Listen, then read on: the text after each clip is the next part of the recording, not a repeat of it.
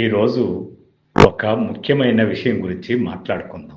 ప్రజలకు, ప్రభుత్వానికి మధ్య సరైన వారధిగా నిజాలు నిర్భయంగా పత్రికలో ప్రకటించి రాసేటటువంటి వ్యక్తుల గురించి మాట్లాడుకుందాం. ముద్దుగా అయినా గౌరవంగా అయినా వాళ్ళని మనము పాత్రికేయులు అంటాము. ఇంగ్లీష్లో జర్నలిస్టులు అంటాము. స్వతంత్ర సమరయోధం కాలంలో ఒక చిన్న బ్యాగ్ తగిలించుకొని స్లిప్పర్లు వేసుకొని సమాచారాన్ని సేకరించి ప్రజలకు అందించే త్యాగపూరితమైన జీవితం గడిపినటువంటి వాళ్ళని మనం ఆ రోజుల్లో పాత్రికేయులుగా చెప్పుకున్నాం. అలా ప్రజలకు ప్రభుత్వానికి మధ్య జరిగేటటువంటి విషయాలు చెప్పే క్రమంలో అన్యాయాలని, దుర్మార్గాల్ని కళ్ళ చూసినట్లయితే వాటిని ప్రజలకు నివేదించే క్రమంలో ప్రాణాలు పోగొట్టుకున్నటువంటి పాత్రికేయులు చాలామంది ఉన్నారు. స్వతంత్ర సమరయోధ కాలంలో అయితే లెక్కలేనన్ని. ఆ తర్వాత కాంగ్రెస్ పాలన వచ్చిన తర్వాత ఎమర్జెన్సీ పీరియడ్లో ప్రాణాలకు తెగించి పోరాడిన వాళ్ళు వేల మంది.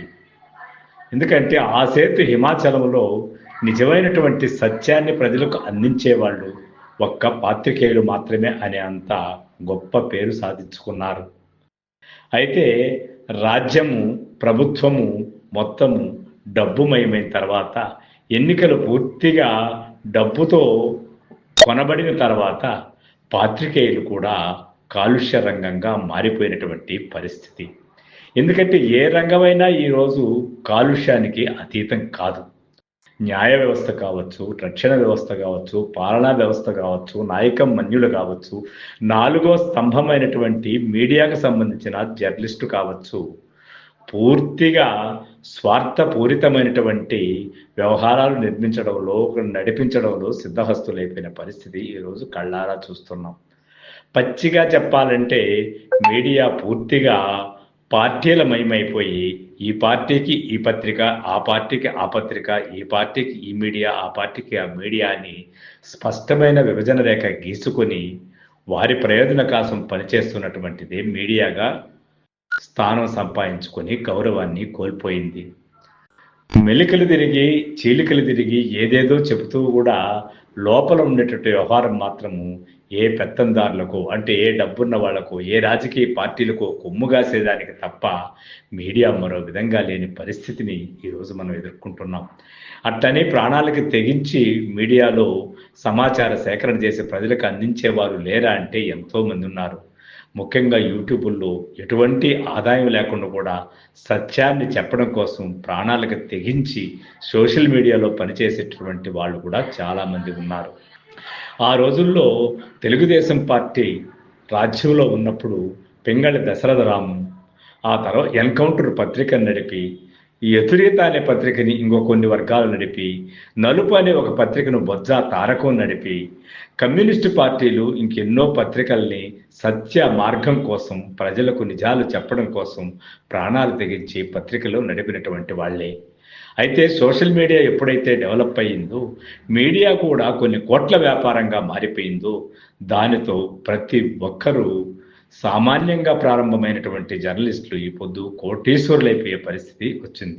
మొదటగా మనం చెప్పుకోవలసింది సామాన్యమైన విలేకరుగా ఉన్నటువంటి ఏబిఎన్ రాధాకృష్ణ గారు ఈరోజు ఏ స్థితిలో ఉన్నారు. అదేవిధంగా సజ్జల రామకృష్ణారెడ్డి గారు పత్రికా విలేకరుగా ఉండి ఈరోజు ఏ స్థితిలో ఉన్నారు. తీన్మార్ మల్లన్న ఆ ప్రారంభ దశ ఎలా ఉంది, ఇప్పుడు ఏ దశలో ఉన్నాడు.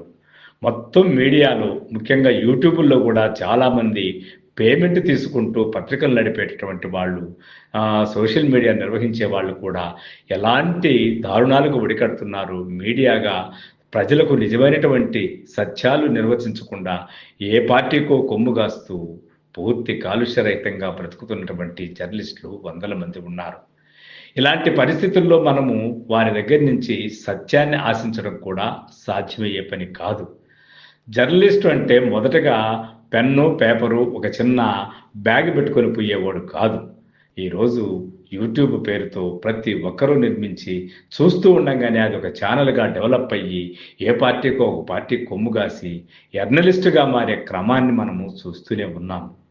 అయితే నాలుగో స్తంభమైనటువంటి జర్నలిజము ఈ స్థితికి రావడానికి ఒక్క రోజుతో జరిగిన పరిణామం కాదు ఇది. నాయకులు జర్నలిస్టుని ఎలా కొనుక్కుంటారు అనే దాన్ని మనము కిలకగలిగితే మాత్రం పెద్ద గ్రంథమే తయారవుతుంది. నిజమైనటువంటి జర్నలిస్టులు దీనావస్థితులు జర్నలిస్టులుగా ఉండేటటువంటి వాళ్ళు పీఠాధిపతులుగా తయారైపోయినటువంటి క్రమం కళ్ళారా చూస్తున్నాము.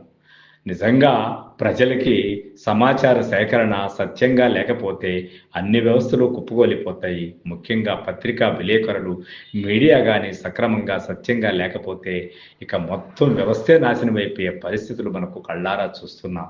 కాబట్టి ఇందులో త్యాగపూరితమైన కొందరు విలేకరులు లేకపోలేదు, త్యాగపూరితమైనటువంటి మీడియాలు కూడా ఒకటి రెండు లేకపోలేదు.